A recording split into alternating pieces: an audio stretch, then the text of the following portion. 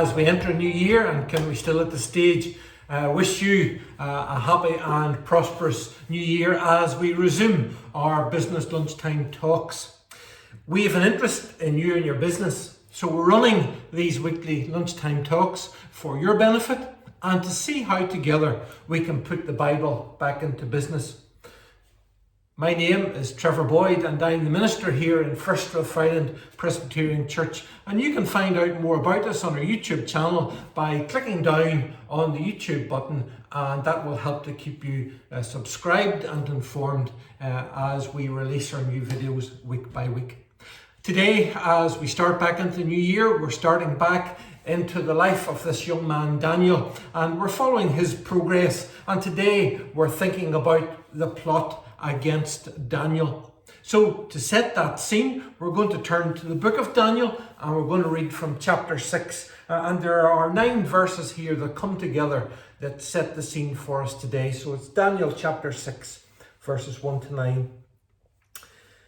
It pleased Darius to set over the kingdom 120 satraps to be over the whole kingdom, and over these 3 governors, of whom Daniel was one, that the satraps might give an account to them, so that the king would suffer no loss.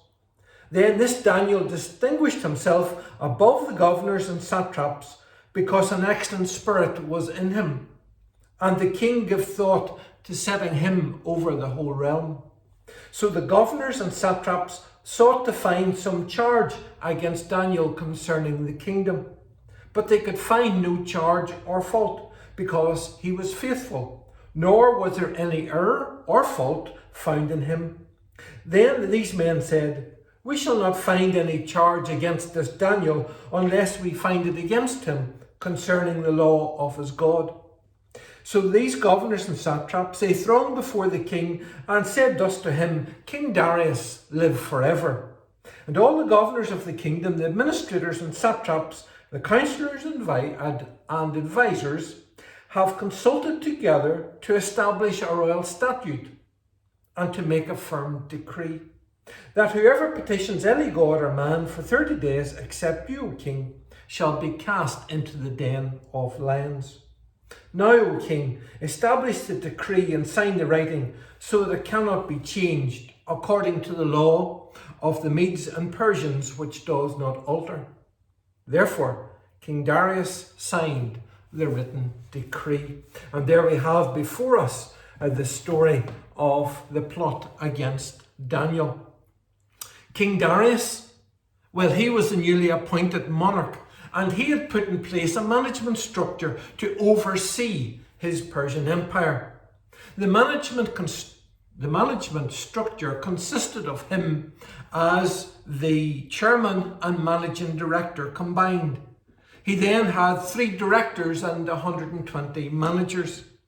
Managing the Persian Empire, it was a major operation, and Daniel had been given the position of one of the 3 directors, responsible in turn for 40 managers under him.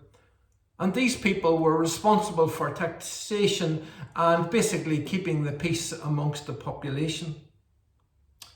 King Darius was soon able to observe that Daniel was doing a great job. Darius was so impressed with Daniel that he thought about stepping back from this combined role of chairman and managing director and promoting Daniel to the position of managing director. And so Darius thought, well, Daniel's well capable, it would free up some time and I can focus on the things I can do and enjoy better.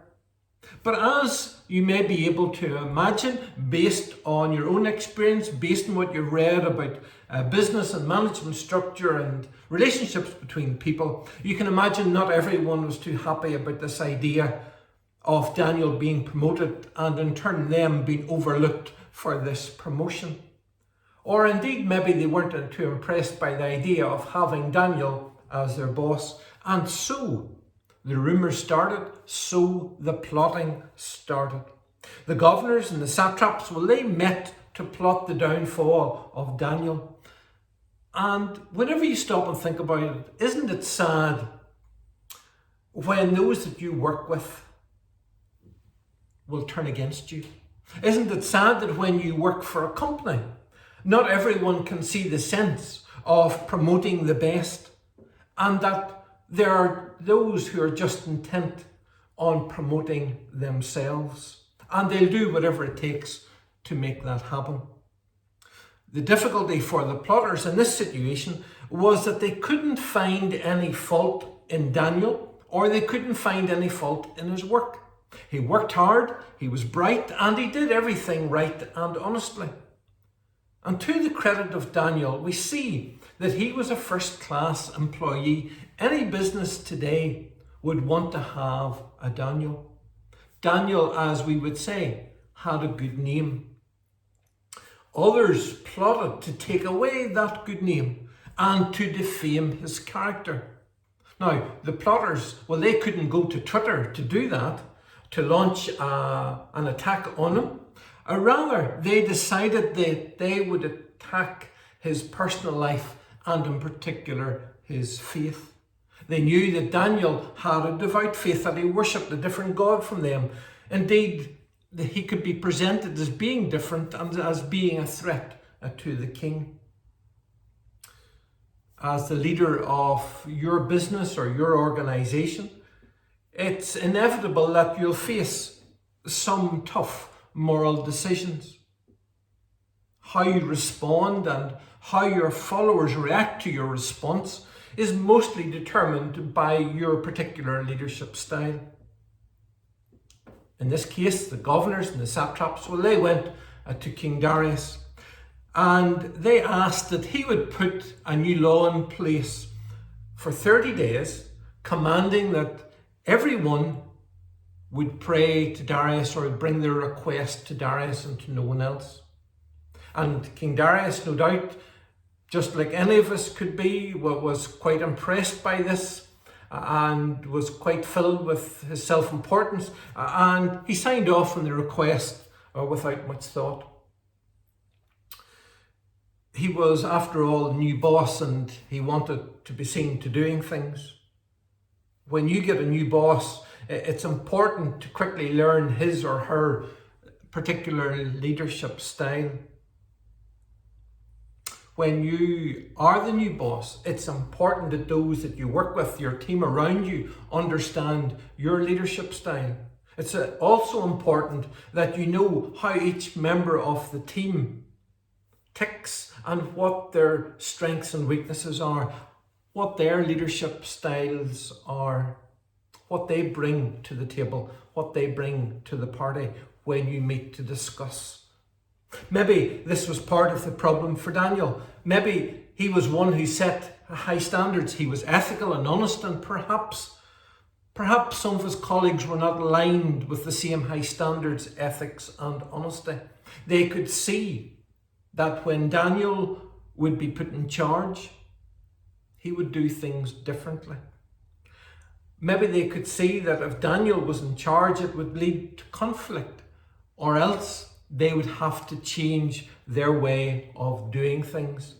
They would have to employ a different set of ethics, a different style of management. Maybe through their corruption, their laziness, they could see that they were going to be financially worse off. They wouldn't be able to accept the bribe or the brown envelope. They would have to be upright and, as we would say, squeaky clean. In many ways, some of them maybe thought that Daniel was actually going to cost them money if he was promoted to this new position. So they hatched this plot to defend themselves, to undermine Daniel, and to protect their position and their standard of living. So the plan was made by the plotters and the trap was set for Daniel. What will happen? Well, join us next week at the same time in the same place, and we'll see together what will happen and how we can put the Bible back into business. Thanks for listening. See you then. Bye.